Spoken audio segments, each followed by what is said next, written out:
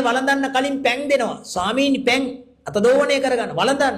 ඒ දක්ඛිනෝදකය දුන්නු ගමන්ම කියන මොකද්ද? මේ පැන් මහා සංඝරත්නයට බුද්ධ ප්‍රමුඛ මහා සංඝරත්නයට පූජා වේවා. ඒ පින මගේ ඥාතීන්ට මළගිය ඥාතීන්ට ලැබේවා.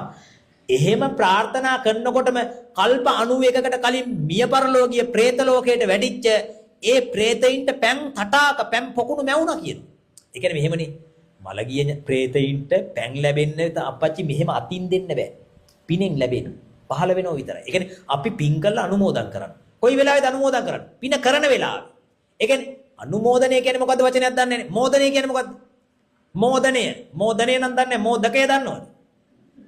ඒක කියවම hina යනවලු. මෝදනය කියන්නේ මොකද්ද? සතුටු වීම. අනුමෝදනය මේ කරන පින්කම අනුව සතුටු වීම. අනුමෝදනය. එහෙනම් අනුමෝදන් වෙනවා කියලා කියන්නේ මොකද්ද? මළගිය ඥාතිවරයා සතුටු වෙන්න ඕන. දැන් සතුටු වෙනවද දැන් ඕගොල්ලන්ගේ ගෙවල් වල? ඇයි? දැන් ඕගොල්ලන්ගේ ගෙදරක දානයක් තිබුණොත් දානේ වෙලාවට ඕගොල්ලන්ට මතක් වෙනවද? මෙන්න ස්වාමීනි පැන් අපේ ඥාතියට මේකේ පින්. ඒ මතක් වෙනවද? නෑ. ඒ වෙලාවට තන්නි කරම යුද්ධේ වගේ. අකා එල්පෙන් මේ අයියෝ උණු පැන් මේ හාමුදුර උණු පැන් එල්පෙන් උණු පැන් තැඹිලි පැන් කෝ අර වට්ටකකින් පරිප්පු තන්නි කරවා කරේ වගේ. එහෙන් ගහනවා මෙහෙන් ගහනවා. එතකොට මොකද වෙන්නේ? මළගිය ඥාතිය ඇවිල්ලා වික්ෂෝප වෙලා බලනවා. දැන් වදී මෝටාර් පාර.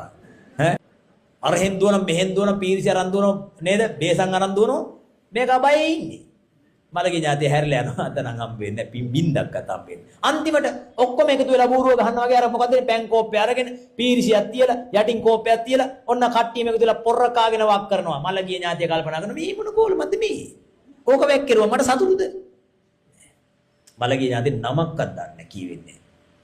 දැන් මගේ තාත්තා මිය පරලෝ ගිහලා අවුරුදු 20 ගණක් වෙනවා. මම හැම පින්කමකදීම මගේ ආදරණීය තාත්තාට මේ මං කළ පින ලැබේවා. අයි පැන්වක් කළ නැ ජීවිතේ. වක් කරන්න දෙන්නේ නැහැ.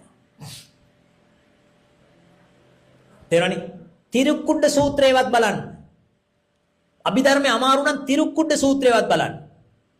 එතකොට තේරෙයි. බොරු කරන්නේ නැතුව.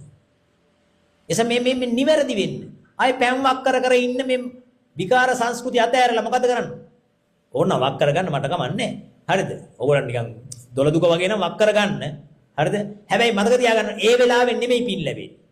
ඔයා දානේ දෙන වෙලාවේ කොහොමද දාන දෙන්නේ? මේ දාණය මහා සංඝරත්නයට පූජා වේවා. ඒ පින මගේ මළගිය ඥාතියාට ලැබේවා. ඒ කියන්නේ කොහොමද? හයියෙන් කට ඇරලා කියනවද? එතකොට මොකද වෙන්නේ? කොළ මැල්ලුමයි කෙල මැල්ලුමයි ඔක්කොම මේක ඇතුලේ. එහෙම කියන්නේ කියනවා නම් මාස්ක් එකක් දාගෙන කියන්න. බෙදනකොට හිතින් හිතන්න මොකද්ද? මගේ මළගේ ඥාතියට ලැබේවා කියලා.